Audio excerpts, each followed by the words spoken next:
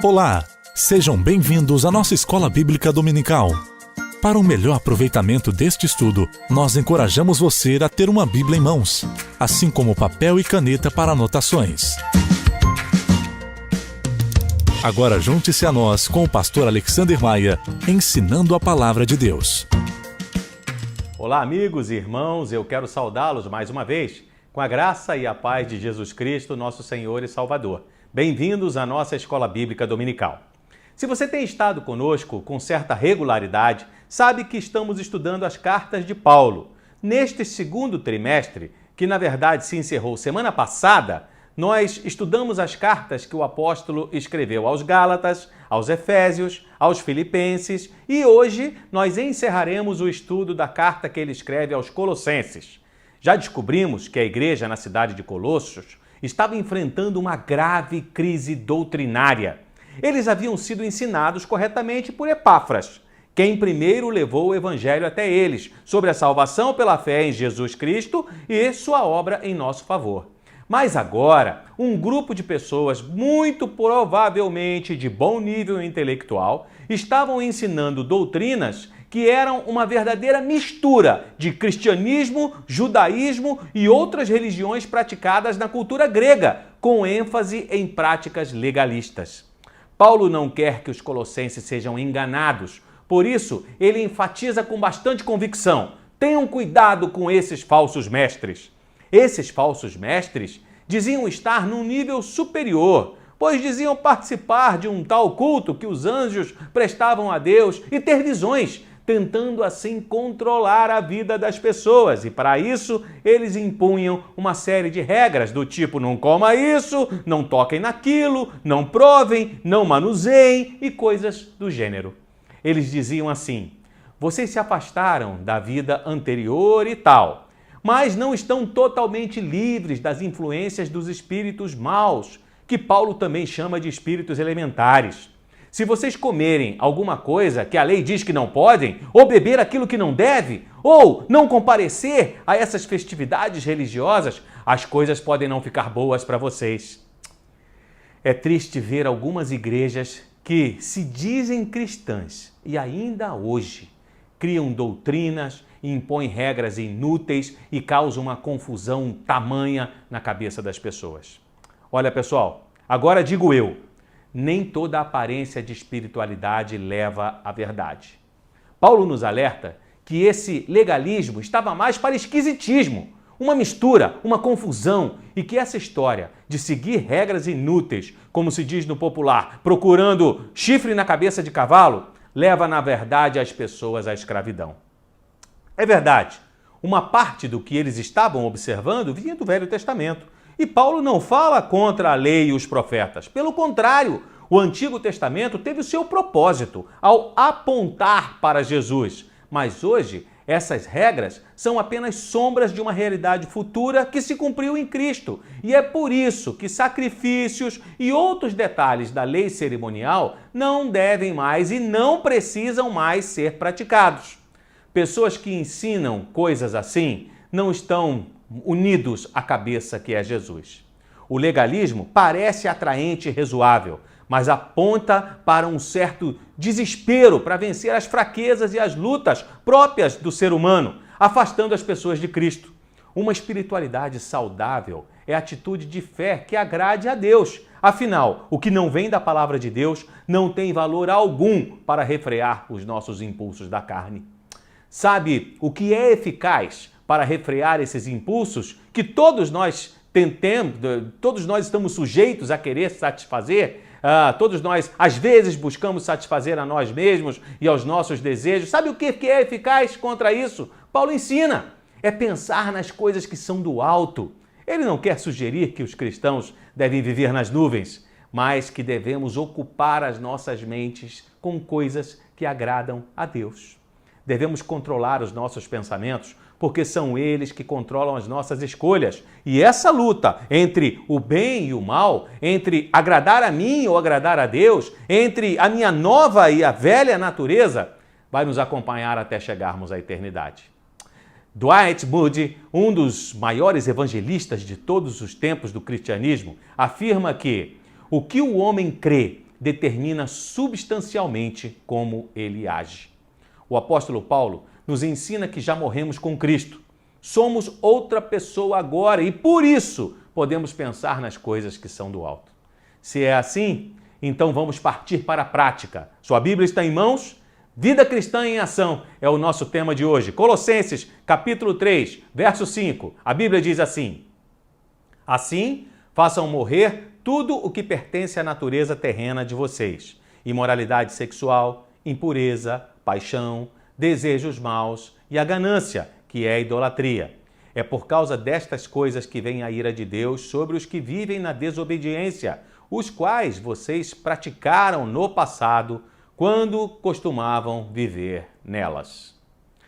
Adotando o mesmo padrão de Jesus do Sermão do Monte, Paulo vai do ato exterior para a motivação interior, começando com uma enérgica exigência: façam morrer tudo o que pertence à natureza terrena de vocês.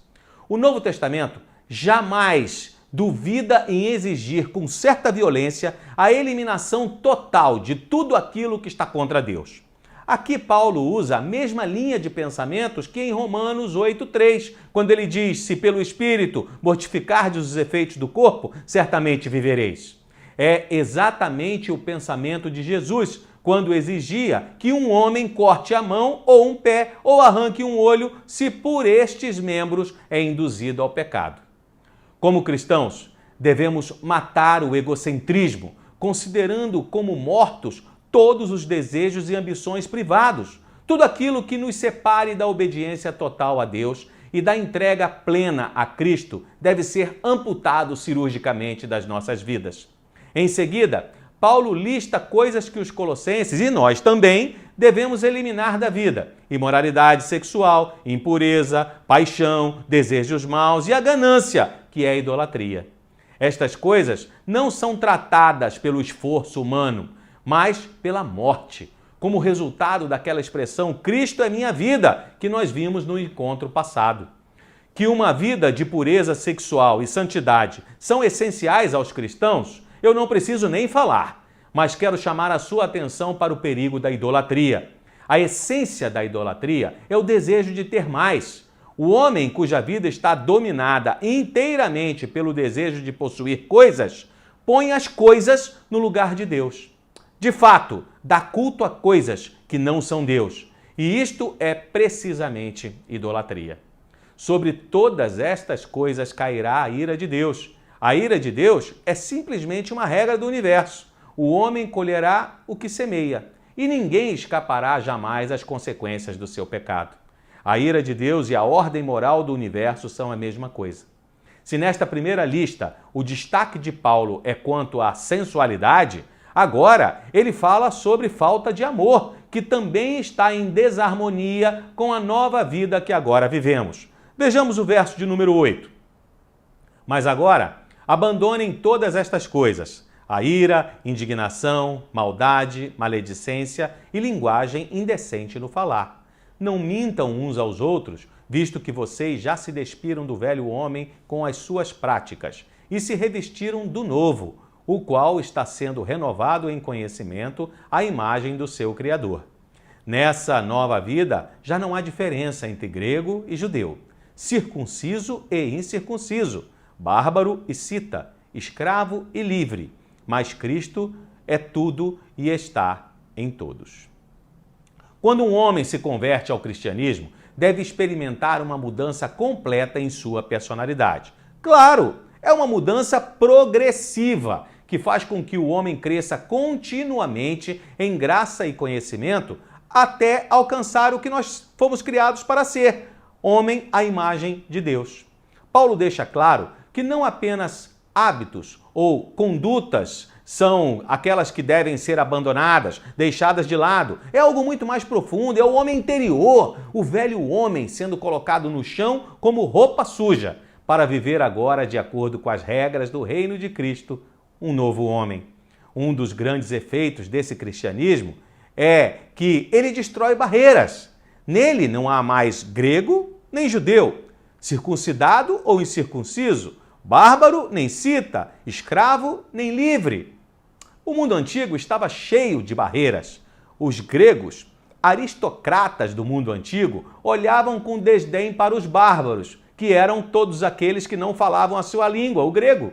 O judeu desdenha de qualquer outra nação, afinal, ele pertencia ao povo escolhido de Deus, enquanto as outras nações só podiam ser combustível para o fogo do inferno. Os citas eram conhecidos como o nível mais baixo dos bárbaros, mais bárbaros que os bárbaros. Segundo o dizer dos gregos, muito perto de ser bestas selvagens, como afirma o historiador Flávio Joséfo. E os escravos? Estes nem sequer eram considerados como ser humano na legislação antiga. Eram meramente uma ferramenta humana e viva de trabalho, absolutamente sem nenhum direito próprio. Dentro dessa nova humanidade, não há distinções de uma classe para outra. Homens e mulheres, de origem completamente diferente, se reúnem em uma unidade em Cristo e partilham de uma aliança comum com o seu Senhor. Cristo é tudo o que importa. Ele vive em todas as partes do corpo, independente de raça, classe social ou origem, dando-lhes vida e poder.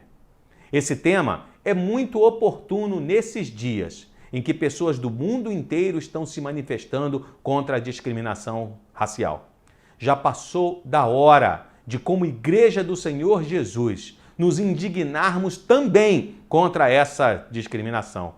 Mas não somente esta, contra, na verdade, toda forma de discriminação, seja ela discriminação contra a mulher, discriminação por causa de suas escolhas sexuais, por causa das classes sociais, seja lá o que for, o cristão precisa ser terminantemente contra qualquer tipo de discriminação.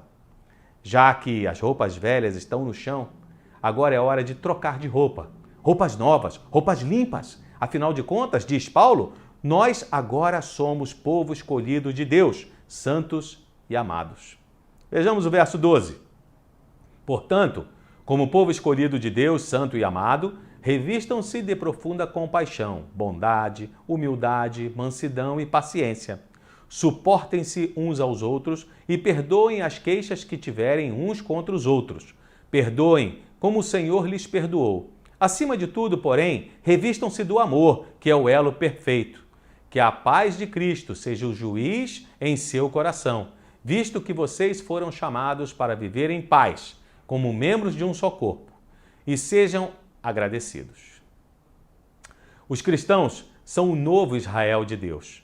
Por isso, as novas vestes têm a textura da compaixão, da bondade, da humildade, da mansidão e da paciência, qualidades que servem para evitar atritos, além de ajudar a resolver as diferenças quando elas surgirem, onde o perdão é consequência natural de quem se sente perdoado. Acima de tudo isso, Paulo afirma que os cristãos precisam revestir-se do amor, que ele chama de vínculo perfeito. O amor é o poder de união que mantém intimamente ligado todo o corpo de Cristo. E então, ele se refere à paz de Cristo. Se em Filipenses, Paulo orou para que a paz de Cristo guardasse os seus corações, aqui em Colossos, ela deve ser também o árbitro para disciplinar a mente a tomar decisões quando há conflitos, para que a ordem seja rapidamente restabelecida, promovendo a unidade que mantém a igreja unida como um só corpo. Em uma obra que enfatiza a pessoa e o que Jesus Cristo fez, não se admira que Paulo chame a palavra de Deus de palavra de Cristo, essencial para todos que desejam uma vida na plenitude do Espírito Santo.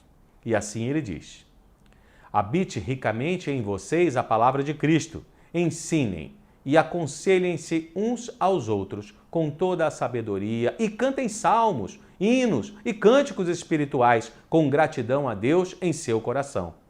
Tudo o que fizerem, seja em palavra, seja em ação, façam-no em nome do Senhor Jesus, dando por meio dele graças a Deus, Pai.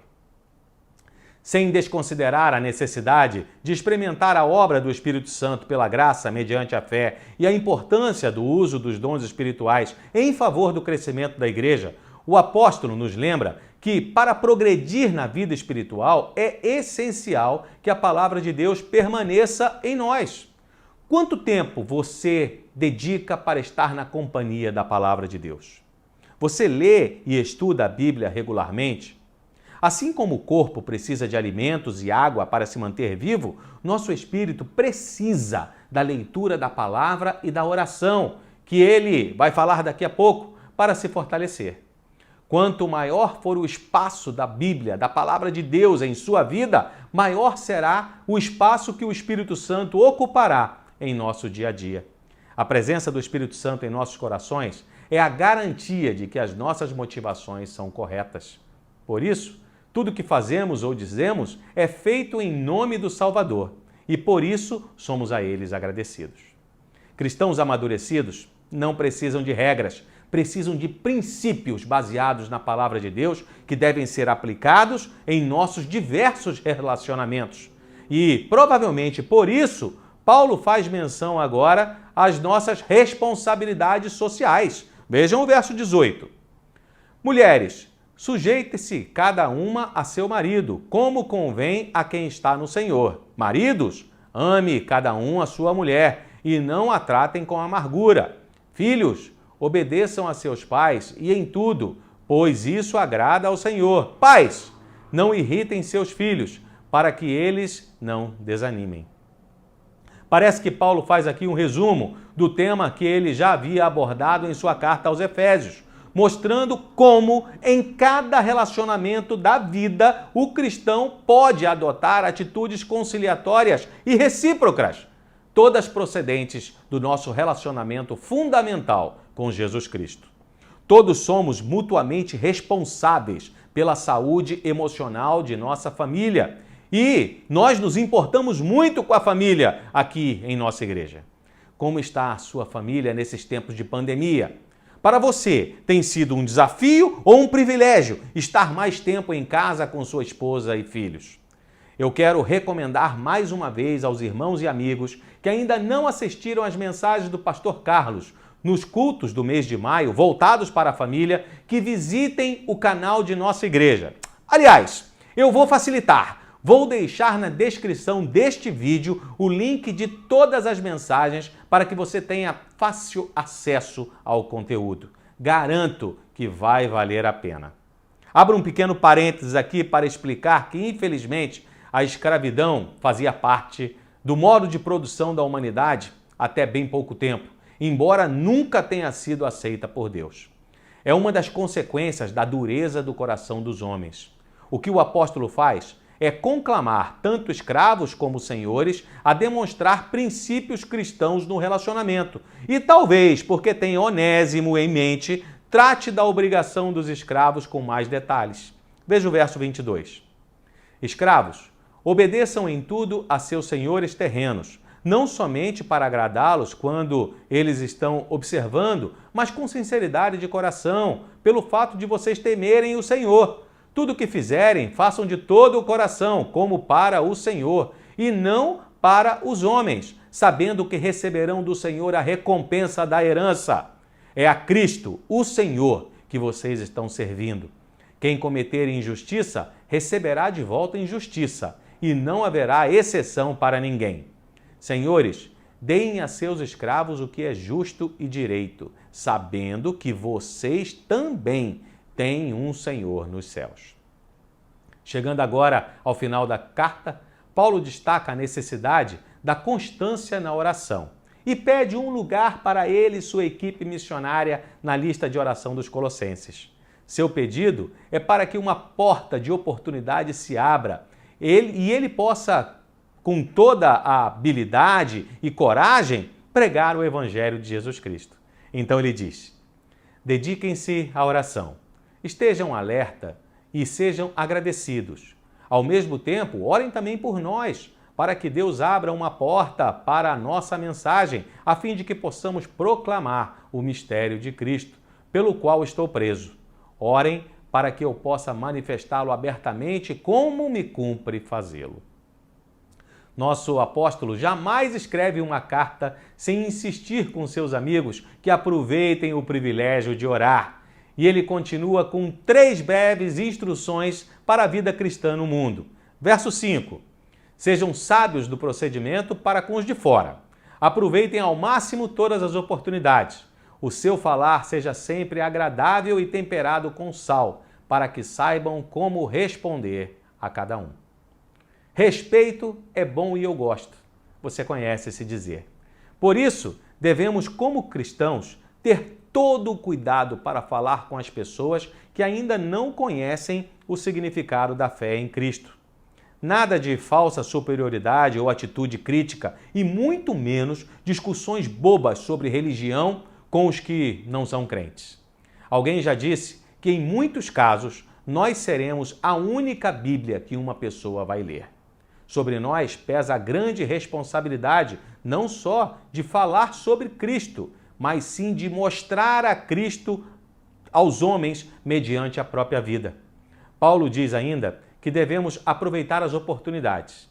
E que grande oportunidade o Senhor Jesus está nos dando agora com essa pandemia. Quantas pessoas estão com seus corações mais abertos para o Evangelho? Quantas pessoas estão percebendo que não adianta muita coisa, dinheiros e títulos acadêmicos em situações como essa, mas que a fé sim faz toda a diferença. Não perca essa oportunidade de compartilhar o amor de Deus. Meu querido irmão, minha querida irmã, não perca a oportunidade de ajudar as pessoas. A nossa igreja continua a ser procurada por famílias em busca de cesta de alimentos. Venha fazer a sua doação aqui na igreja. Se preferir, você pode optar por uma transferência bancária. Vou deixar orientações de como fazer isso na descrição desse vídeo também, como você pode participar disso. Só não fique de fora. Nós temos aí a campanha de missões estaduais que está sendo lançada hoje, neste domingo, onde nós teremos oportunidade de ajudar aos irmãos e irmãs que estão nos mais longínquos municípios do estado de Mato Grosso, anunciando Jesus Cristo e que são sustentados pelas nossas igrejas batistas. Conheça mais sobre essa obra, venha participar conosco. Se Deus tem abençoado sua vida, seja você também um instrumento de bênção na vida de outras pessoas. Além disso, não esqueça, quase ninguém gosta de comida sem sabor. Que as suas palavras sejam agradáveis e sadias, como as de Jesus. Encerrando sua carta, Paulo faz uma longa saudação com alguns detalhes interessantes sobre seus amigos e irmãos. Tíquico, Aristarco, Marcos, Epáfras, Lucas, Demos, Arquipo, Onésimo. Este motivo de uma outra carta que o apóstolo escreve ao irmão Filemon e que provavelmente nós iremos ver mais adiante. E assim, chegamos ao final do estudo de mais uma obra de Paulo, sua carta aos crentes da igreja em Colossos. Quanta coisa nós aprendemos juntos nessas 3 semanas. Não esqueça, Paulo combateu 4 inimigos que estavam tentando minar a fé dos colossenses: o gnosticismo, o legalismo, o misticismo e o ascetismo. Mas esses inimigos continuam rondando nossas igrejas, então fiquem atentos. Que o Senhor nos abençoe e nos permita colocar tudo isso em prática. Não é mesmo? Vamos orar? Senhor nosso Deus, nossos corações estão agradecidos mais uma vez a Ti nesta manhã. Obrigado pela semana que nós tivemos. É verdade, Senhor, foi uma semana de lutas, foi uma semana onde nossos corações, em parte, ficaram entristecidos, mas em outra parte, também muito agradecidos, Senhor, porque nós sabemos para onde a nossa fé, a nossa esperança está nos conduzindo, porque nós acreditamos na eternidade contigo, Senhor.